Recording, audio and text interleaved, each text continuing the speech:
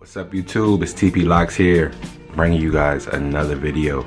We're going to talk about a topic that doesn't really get covered too much amongst the lock community. I think it's a significant number of people, a high rising population of people, and these are people with dreadlocks or with locks that have scalp psoriasis. Extremely important topic to me because as someone who suffered with eczema growing up, I understand how scalp psoriasis can affect the process of your dreads, how it can make it tough, how it can make it tough to go as long as you need to go, especially with the starter lock phase, and keeping your locks maintained and neat and just a sustainable journey. Today in this video, I'm going to talk to you guys a little bit about what scalp psoriasis is, how it affects your locks, and how you can manage it. All right. Today's video is brought to you in part by Ocean Views Beauty Do-Rag. Everyone knows how important it is to cover your hair at night, whether you're in the starter lock phase or you're a vet. Do-rags or head scarves are extremely important in making sure that your dreadlocks are healthy and they're growing and they're not getting all that unnecessarily lint. Ocean Views Beauty is a great solution. I use my Ocean Views Beauty velvet do-rag every night before I go to bed. It's extremely important for me. Make sure my hair is looking cool the next day. Promo code HIGHTOPLOCKS. That's right, use promo code HIGHTOPLOCKS and it'll get you a discount.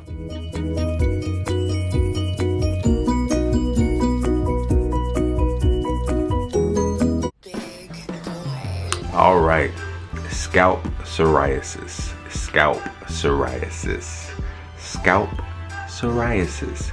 Yes, some of you guys may know what it is. Some of you guys may not know what it is. So today we're here to talk about it, right? In short, for layman terms, it's basically just a skin condition that causes excessive flaking, dry patches, and in the scalp's sake, dandruff, right? Why is this something that's extremely important to know or to be able to handle when you have dreadlock? But when you're getting your dreadlocks started, you're told that you can't do a lot of washing. You don't want to keep your hands in your hair too much, right? You're told that you want to go usually that first, month to 3 months, not keep getting your hair wet at all, and with you working out or if you live in just daily life, with those products in your hair, especially your starter locks, how are you supposed to get to the next phase when you've got excessive dandruff and potentially excessive buildup that's being caused by this scalp psoriasis? It's a good question, and first off, by no means am I a doctor, an expert. This is self-diagnosed scalp psoriasis, so AKA is what we would knowledge. But just understanding my skin, understanding the chemistry of my skin, understanding the history of my skin, I just kind of made the educated guess based on the symptoms using WebMD that I was dealing with scalp psoriasis. Also had other anecdotal evidence, it's parents and mentors kind of tell me, okay, this is what you're dealing with. But for me, the best way that I got through it again was tea tree oil. Tea tree oil and the light implementation of products. I know tea tree oil is great for help ridding your hair of bacteria. It's also good for keeping your pH balance of your scalp where it needs to be. So for me, tea tree oil is a must. With that starter lock phase, when you're dealing with that dandruff, you're dealing with twofold problem. You're dealing with dandruff that is going to potentially or could potentially slow down the process of your hair growth. You're also dealing with dandruff that is just unbearable to deal with and scratch. The locks already make the process itchy as is. You're also dealing with a potential buildup agent. Anytime you got excessive dandruff, anytime you got excessive dirt and just oil all in one scalp, you're dealing with the potential risk for build. I had to wash my hair literally every 2 weeks. Like, that was the only way that I could get rid of the dandruff. I was washing my hair every 2 weeks, and then I was getting it twisted every 2 weeks. And if you pay attention to my older videos, at the time I was under the impression that that was cool. As I found out later, it was okay up to a certain point, but in a long period of time, twisting your hair every 2 weeks, it's going to cause some thinning. Some thinning that I definitely caught in its very early stages. Washing your hair that frequently, it's gonna dry out your hair and it's also going to consistently put your starter locks in a state where they're not progressing the best that they need to. There are mixed messages around this, right? The messaging for some people is wash your locks whenever you need to. That's fine. Some people will say don't wash them at all.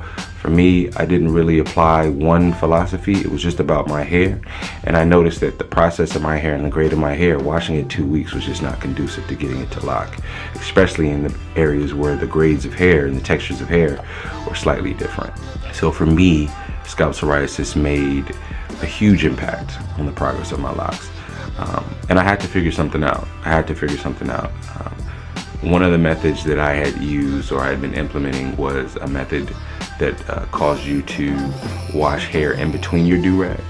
And this was a good method. I had taught this method in one of my videos, and it works. But for people with scalp psoriasis, as you'll know, you may get some of that exterior stuff, but you'll notice if you are someone that suffers from that excessive dandruff or scalp psoriasis, that method doesn't get the job done all the way for you. You know, what it does do, it preserves the hair, but oftentimes it lifts up some dandruff and then it leaves other.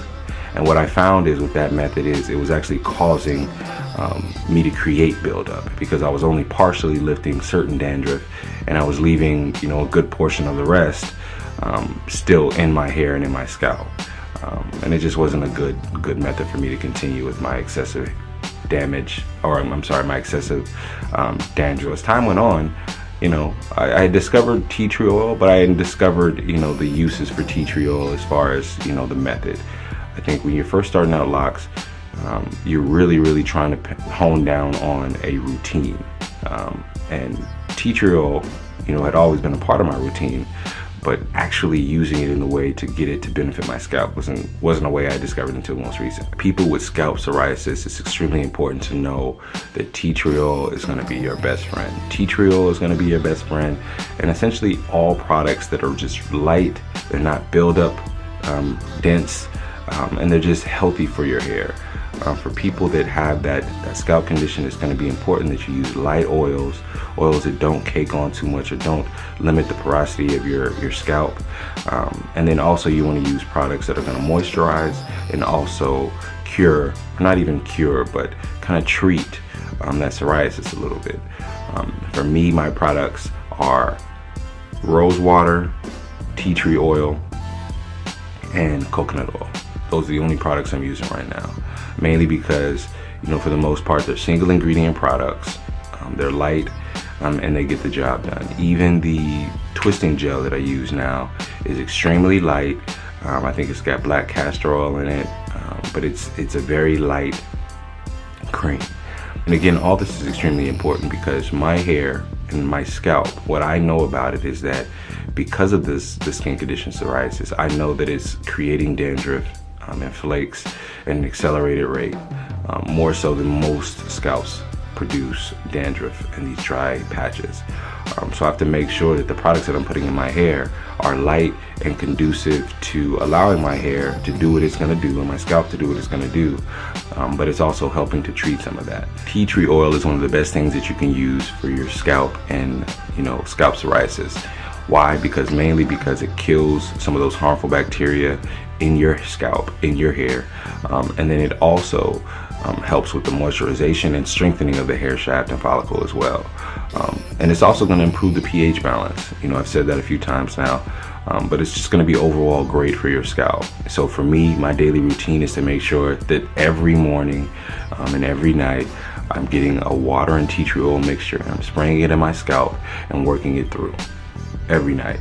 And that's extremely important for me because if I don't do that, I know that my scalp isn't getting the stimulation that it needs. It's not getting, you know, I'm not combating that psoriasis as much as I need. And I can tell you, after using tea tree oil as consistently as I have been on my scalp, you know, and again, a tea tree and water mixture, after using that as consistently as I have been, I've seen a complete turnaround on my dandruff.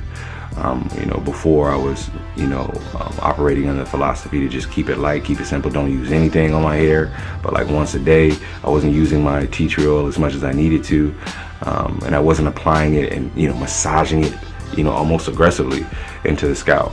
I was just kind of just, you know, dab, dab, dab here and just kind of hoping that it was going to do the trick. Nah, spray with water, work in there, like massage, and that's worked wonders for me. Scalp psoriasis, man, it's a big deal. It's important for all the lockers out there to understand how to deal with it and how to treat it, because if you are someone with the scalp condition, there's not a lot of verbiage out there. There's not a lot of people out there that are talking about it. You know, and there are people out there suffering from excessive dandruff.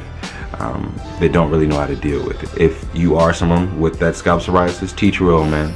Get you a little, you know, bottle of tea tree oil, get you a spray bottle, put a little of that tea tree oil in the spray bottle, mostly water, and then just spray that every day and massage it into your scalp. Right? It's gonna treat that dandruff, it's gonna treat that scalp, it's gonna stimulate hair growth, it's gonna promote blood flow to the scalp by doing that massage every day, and it's gonna put you in a better position. I promise you, you will itch much, much, much less than you were. Much, much less. And I wanna make sure that we all understand, I am not promoting you guys all be your own doctor, make your own medical prognosis. Again, I'm assuming that you're in a position to make the best educated guess on your scalp condition. So please, by no means, take this as me telling you what you have. If you have dandruff, not all cases of dandruff are the same. Not every case of dandruff is scalp psoriasis. So please understand your chemistry of your skin and then your history of your skin to better make the best educated guess. Tea tree oil, rose water, and coconut oil. That's all you need. That's all you need. All right. There's no reason why people with scalp psoriasis shouldn't be able to grow out a healthy set of locks. Just make sure that we emphasize light products that are not, you know, promoters of buildup.